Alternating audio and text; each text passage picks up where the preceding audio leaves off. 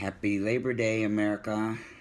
Um, it's Ray, a female to male in transition. I'll be in transition for a while.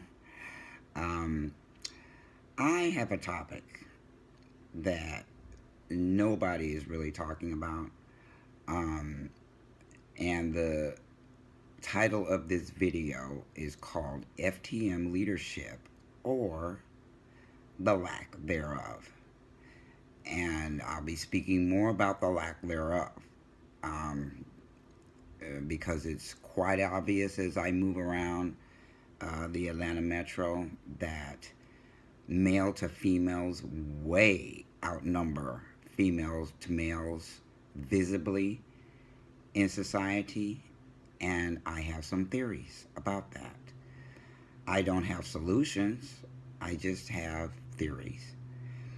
And um, it is a binary issue right now because binaries are running the world, not the non-binary. So I don't mean to exclude you from this conversation, from this topic, and I will speak a little bit later on about that. Um, but I want you all to think about something about how we are raised, the differences between how boys are raised and how girls are raised. Um, so, boys are groomed to be leaders, they are groomed to be dominant, to be aggressive. Many of them learn how to fight. I think it's a natural part of testosterone. That's what I think. But at any rate, they're still groomed to be these things, whereas girls are not. Um, many boys are raised in a team player environment, especially when it comes to sports, and they're taught to play alongside of other boys that they may not even like, but they're all playing for a common goal: to win, to succeed. And I think that crosses over into adulthood. Those lessons, those abilities, those skills. Um, so and boys are given more self-esteem in school, and maybe even prior to that, but they're given more self-esteem than girls are. Women have to fight for their self-esteem, where boys are just, it's just given to them. Um, they're and something else I want to bring up: the fact that female to males are shorter, smaller, physically weaker than our cis male counterparts. So I think there's a lot of fear going on, and female to males are more tempted to be stealth because of this. I mean, we're not going to win a physical fight unless we get all buffed up, pumped up, and become as strong as them. So it's much easier to just go stealth and just not be involved at all in anything but surviving and staying alive and living for their family, for their jobs, and everything of that nature. And girls are taught to be less vocal than boys in school and in life. I mean, how many times have you come across the fact that when boys speak, when they speak up, they are listened to? When girls and women speak up, become aggressive, or anything of that nature, they're called bitches. It is totally twisted how women and men, boys and girls are valued in society. what they have to say, what they are allowed to do. Um, and, and then there's male privilege. Um, it's a man's world. It really is. And women are just kind of, they don't get privileges, they get more harassed. They can't move around without being judged for everything. So, and think about wars in this world. Total male aggression. It is their primary method of resolving conflict and differences, where that is not how women are groomed. It is not how women are raised to resolve differences that way. And you see, girls fighting and stuff on Facebook, but it's not the kind of thing that crosses over into how to become leaders. You can't become a leader physically fighting your way to that position of control and power in this country. You got to use your head. You got to use what you were groomed for. You got to use what you learned, what you've picked up in life. Lesbian studs, and because I was a lesbian butch, I got to cross over some of those boundaries because of the masculine, aggressive part of my personality.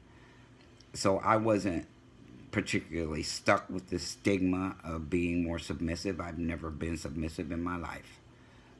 Well, that's a lie, but I'm not going to talk about why that's a lie.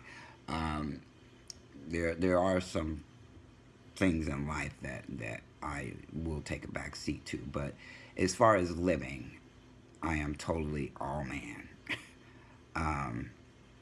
And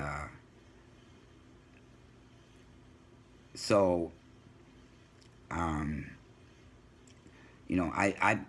pay very close attention. I have paid very close attention to the way men operate in this society versus women, and how white people operate in this society versus blacks.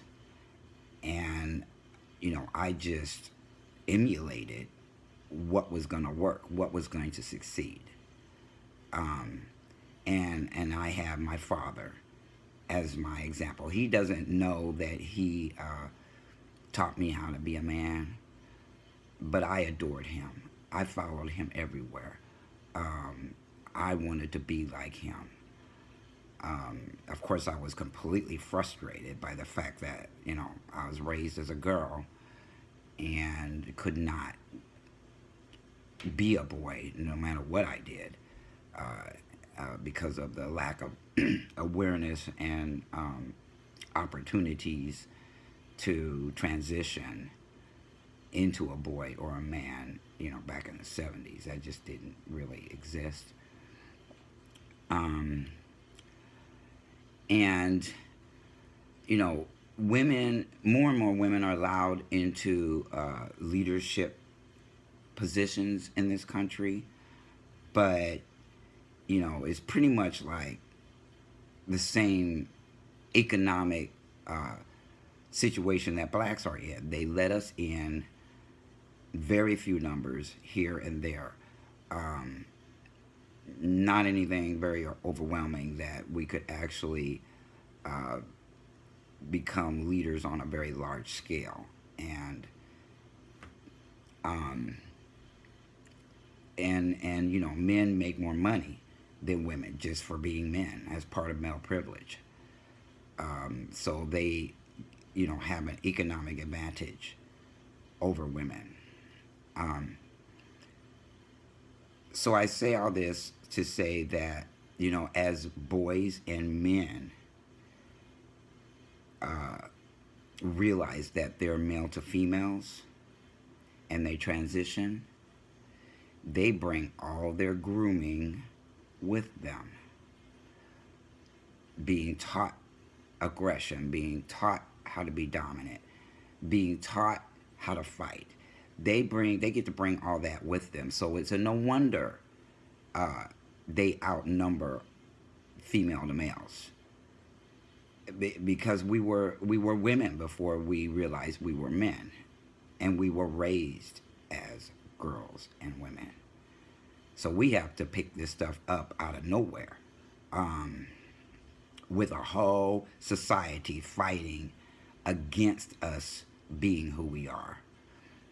And the male to females have a fight too, but they know intrinsically how to step beyond all of that because it's inbred in them. It's taught to them. They are groomed that way. Um, and wanted to say something about how, it seems to me that a lot of girls right now are being given opportunities I wasn't given when I was a girl, and being able to experience a lot of success and self-esteem as girls. But as they become adults, a lot of that gets stripped away by society, um, about them uh, having to raise children. Pretty much a whole bunch of single mothers out there having to worry more about their children than about where they're going in life.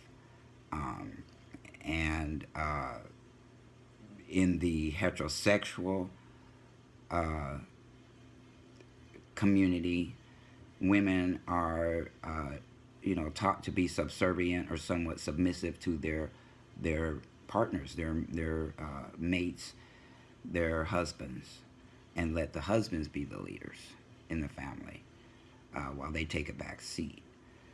So uh,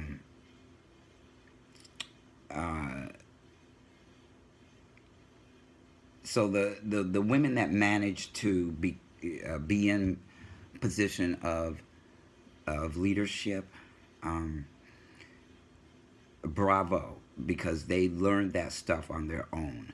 It wasn't handed to them on a silver platter the way that it is with boys and men. Um, they just, they got a lot of balls. Invisible, but they got a lot of balls. Um, and they observe and they refuse to be silenced. So there's more and more women that are coming out leading all sorts of movements across the nation. Um, and I don't know if I mentioned that. I did mention boys and men becoming being women, but think about girls and women becoming men. They're bringing all of their grooming, training, teachings, lack of self-esteem, all of that into their transition,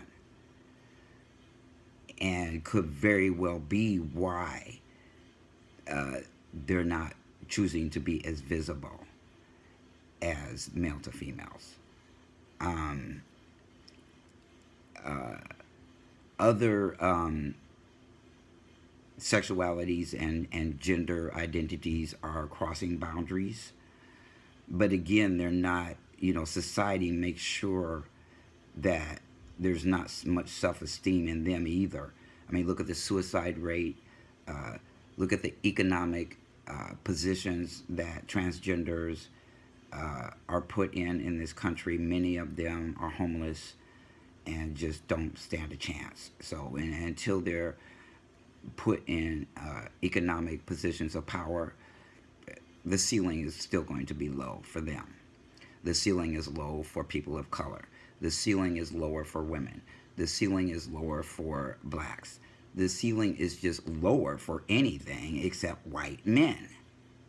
And some women that manage to squeak in there with the women's movements that have gone on through history. Um, white women led those charges, and they still do. Um, uh, so I was also thinking about the fact that there's a whole generation of people coming up who choose to be non-binary, neither men nor women. They don't want the stigma associated with being male or female. They're somewhere in between. And that doesn't bother me. I don't judge that. I don't see them as any different than any other human on the planet. I do have a problem with their pronouns. They, them, their, those stand for multiple people.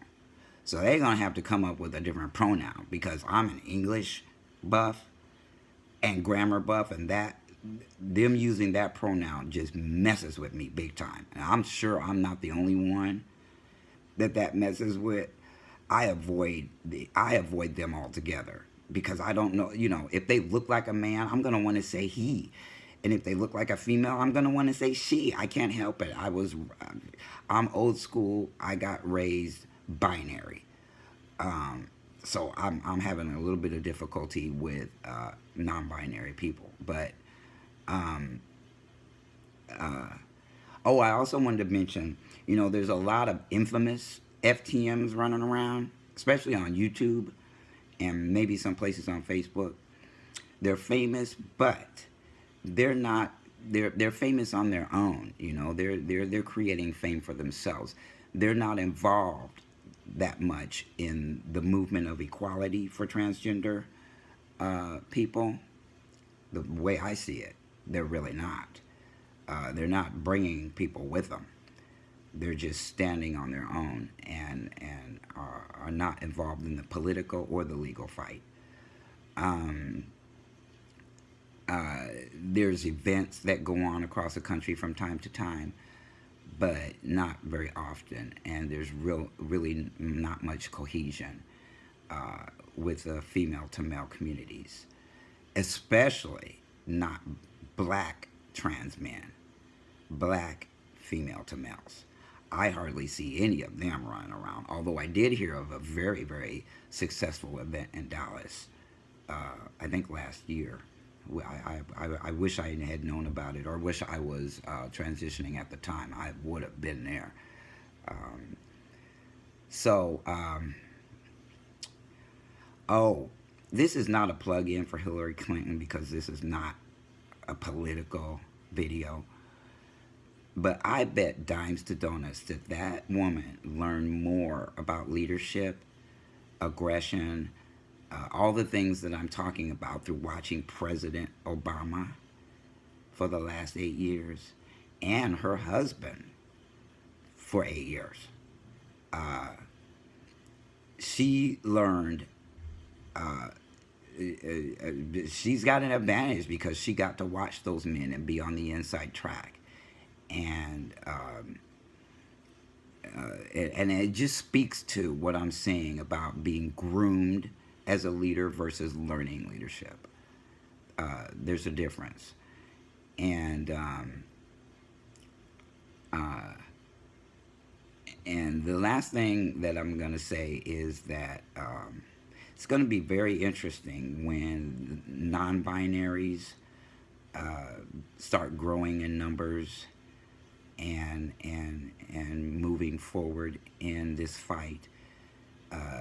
Because of the fact that they don't choose to be male or female, but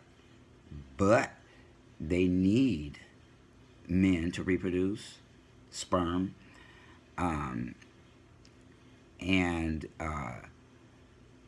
nobody's gonna take over anything because of who they are, how they are, what they have to say. We all have to learn to love and live on this planet together. No one is no one is better than anybody else. No one is more correct than anybody else. I don't care what the right wing says. I don't care what anybody says. No, Our Constitution says that we are all equal. Is that how the country is run? No. But that's the ideal. And that everybody, that nobody is to be on top of anybody else. That's not how humans are, but we all got to strive for something. Um, can't we all get along? Straight from the riots in Los Angeles after the Rodney King beatings, that is the solution, is to love, to learn to live together with our differences, respecting our differences, understanding our differences. That's how we're going to make this planet work. That is how we're going to be successful, or we will fail and destroy the planet. That's a possibility. I don't want to be alive if it happens, but I want to be on the positive end of making a difference in society, and I'm going to be visible. I don't want to be an invisible stealth FTM complaining about equality when I don't even want to stand up and be counted. Well, I'm going to be stand up. I'm going to stand up and be counted. I have no right to complain if I don't. That's like complaining about who the next president is going to be without voting. You don't have any right to complain. If you don't, go out there and do your part. So all of these things just make you go, really? I hope people come out to Atlanta during the THEA conference, Transgender Health Education Alliance. I think that's what it stands for. Anyway, I'll be speaking on November 4th at 2 o'clock. There are links on the internet and on Facebook for that conference. And I hope everybody comes down and see what I have to say. I hope you have a great holiday, and Ray will be talking with you soon.